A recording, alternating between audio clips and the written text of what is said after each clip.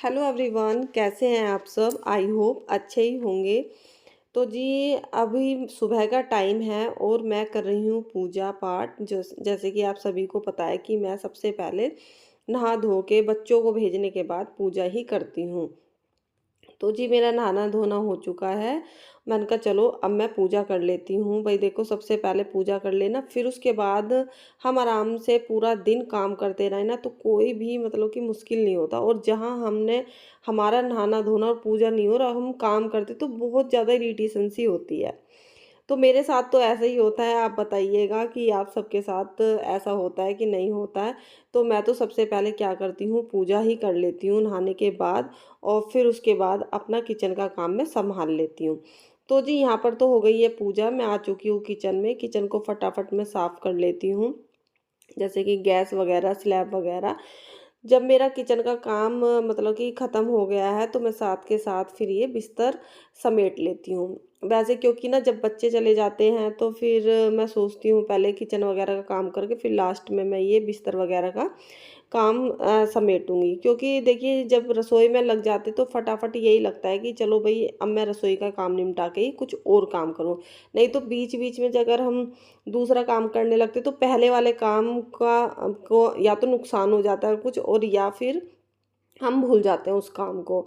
तो हम पहले मैं किचन का काम समेट लिया है, फिर उसके बाद मैं यहाँ पर बेडशीट वग़ैरह अपना साफ़-सुथरा करने आ गई थी, यानी कि अच्छे से लगाने आ गई थी। उसके बाद मुझे आज किचन में बहुत ही ज़्यादा इम्पोर्टेंट काम करना है, जो कि रोज़ डेली मैं सोचती थी लेकिन नहीं हो पा रहा था। मैंने कहा चलो आज मैं कर ही देती हूँ, क्योंकि आज मेरे पास टाइम भी था, और देखो करना था तो करना ही था। तो जी, आ गए हैं हम किचन में दोबारा। साफ़-सफ़ाई करने के बाद, कपड़े वगैरह वॉशिंग मशीन में डालने के बाद, तो मेरी क्लीनिंग वगैरह सब हो चुकी है। तो अब मैं आ गई थी रसोई में। तो रसोई में मैं आज बना रही हूँ कुछ ऐसा मीठा जो कि हेल्दी भी होगा, और उसमें सारी चीज़ आपको मिलेगी और बच्चों को टेस्टी भी आप लगेगा। तो जी, ये मैंने सारे आपको सामान दिखा दिए हैं जो कि मेरे इसके अंदर पड़ने वाले हैं। तो बाकी के सामान के नाम मैं अभी बताती रहूँगी जो जब मैं कढ़ाई के अंदर डालूँगी। तो जी, ये मैंने सारा सामान इकट्ठा करके यहाँ पर ही रख लिया है। तो जी, चलिए स्टार्ट कर देते हैं। और सच बता रही हूँ, आप एक बार ना इसे ज़रूर बनाना। बहुत ज़्यादा हेल्दी होता है, बच्चों को बहुत ज़्यादा टेस्टी लगता है। जैसे छोटी-मोटी भूख लगती है ना, तो वो बहुत ही ज़्यादा ये फ़ायदा करेगा। तो जी, यहाँ पर मैंने कढ़ाई में घी डाल लिया है। ये देसी घी है, घर का ही घी है। अगर आप चाहें तो भई मार्केट का ले सकते हो, लेकिन अगर घर का हो तो बहुत ही अच्छी बात है। तो यहाँ पर बस कढ़ाई में घी ले लिया है, और कोई भी इसमें नाप-तोल नहीं है। आपको जितना चाहिए इतना आप घी लीजिए, क्योंकि सबसे पहले हमें क्या करना है, जो जितने भी ड्राई फ्रूट्स हैं इन्हें हमें अच्छे से तल के और निकाल लेना है। तो यहाँ पर जब घी गरम हो गया है, तो यहाँ पर बस मैंने काजू डाल दिए हैं।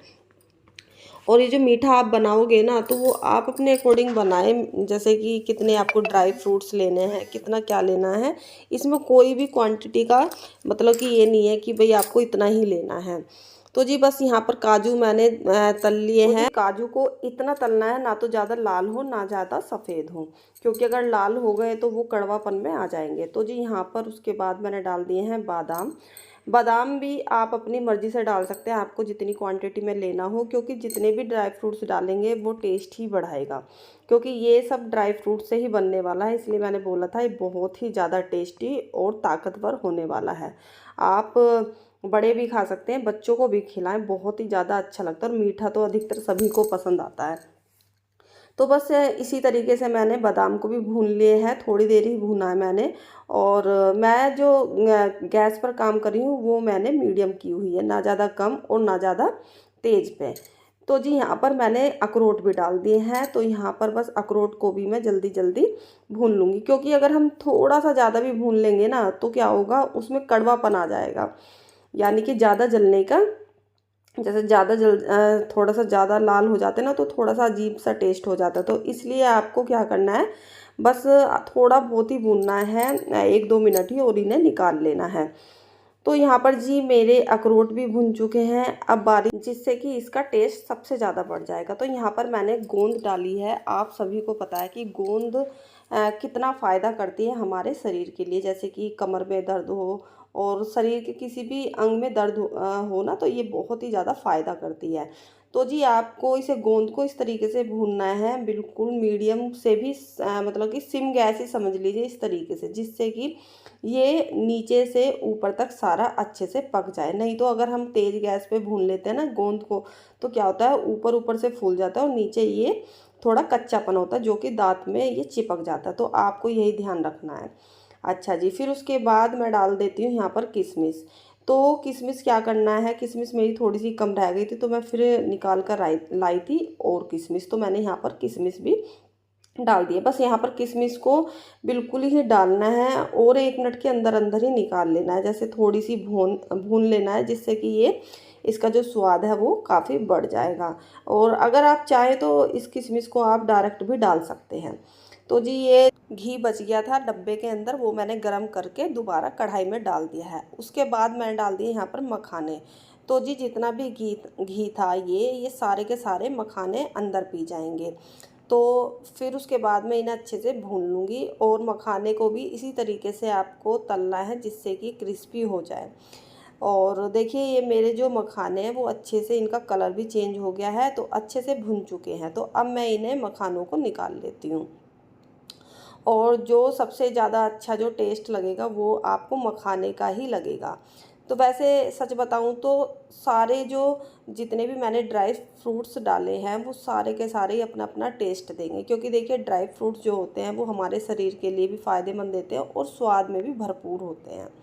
तो जी मैंने थोड़ा-सा घी और डाल लिया है। अब बारी आती है खरबूजों के बीज की, तो मैंने यहाँ पर ढक दिए हैं, नहीं तो ये तड़कते और मेरे मुँह पे भी लग सकते थे, तो मैंने इसलिए इसे ढक दिया है। और अब मैं इसे देख लेती हूँ कि वो तड़कने बंद हो गए हैं। जैसे कि जीरा तड़कता है ना, इसी तरीके से खरबूजे के बीज भी तड़कते हैं। आप इसमें तरबूज के भी और बहुत सारे ड्राई फ्रूट्स भी डाल देते हैं, लेकिन मैंने थोड़े से मेन ही डाले थे। तो जी जिनसे इनका जो स्वाद है काफ़ी अच्छा बढ़ जाएगा। आप बहुत सारे ड्राई फ्रूट्स आते हैं मार्केट में, आप वो भी डाल सकते हैं। तो जी यहाँ पर मैंने ये भी निकाल लिए खरबूजे के बीज। अब मैंने यहाँ पर डाल लिया है ये गोले का बुरादा। तो उसी घी में मैंने गोले का बुरादा डाल दिया है और घी को भी मतलब कि इसे बुरादे को सिर्फ इतना ही भूनना है कि हल्का-फुल्का ही कलर चेंज हो, मतलब कि इसे थोड़ा-सा जैसे इसके अंदर मॉइस्चर होता है ना, इसे भूनना इसलिए पड़ता है जिससे ये जल्दी ख़राब ना हो हमारा मीठा। तो नहीं तो इसे भूनने की भी कोई ज़रूरत नहीं होती है। फिर अगर इसे भून लेते तो ये महीने भर भी चल जाएगा, फिर उसके बाद इसे ख़राब होने का डर नहीं रहेगा। तो जी जो ये खरबूजे के बीज थे वो मैंने इसी कढ़ाई में डाल दिया है। तो अब मैं क्या करूँगी, गैस मैंने बंद कर दी है। जो भी मेरे बिना पीसने वाले ड्राई फ्रूट्स थे वो मैं सारे इसमें डाल दूँगी। तो जी मैंने यहाँ पर गोंद को पीस लिया है, मैंने आपको दिखाया। फिर उसके बाद इसे भी मैं कढ़ाई में डाल दूँगी। तो जी ये गोंद को इसलिए पीसना ज़रूरी होता है, क्योंकि जो मोटी-मोटी गोंद होती है वो दाँत में थोड़ी बहुत भी अगर कच्चापन रह जाता है ना, तो वो चिपक जाती है। तो इससे अगर हम पीस लेंगे, एक तो बिल्कुल बारीक हो जाएगी, स्वाद भी लगेगी और दाँतों में चिपकेगी भी नहीं। तो यहाँ पर मैंने अखरोट भी पीस लिए हैं। और अखरोट क्या करना है, इसमें थोड़ा-सा ना बिल्कुल मैंने चूरा भी बना लिया, थोड़े से मैंने दरदरे भी पीसे हैं, जिससे कि थोड़ा-सा ना वो मुँह में भी उसका जो टेस्ट है वो आराम से आए कि हाँ, हमारे मुँह में ये चीज़ गई हुई है। अच्छा, फिर उसके बाद हम बस ये काजू वगैरह, बादाम वगैरह सारा भून लेंगे। तो मैंने ये काजू भी सॉरी भूना नहीं है, पीस लिया है। काजू और बादाम मैंने दोनों ही पीस लिए हैं। थोड़े से ना दरदरे अगर आप पीसोगे तो उसमें जब मुँह में जाएँगे तो इसमें हर चीज़ का स्वाद आ जाएगा।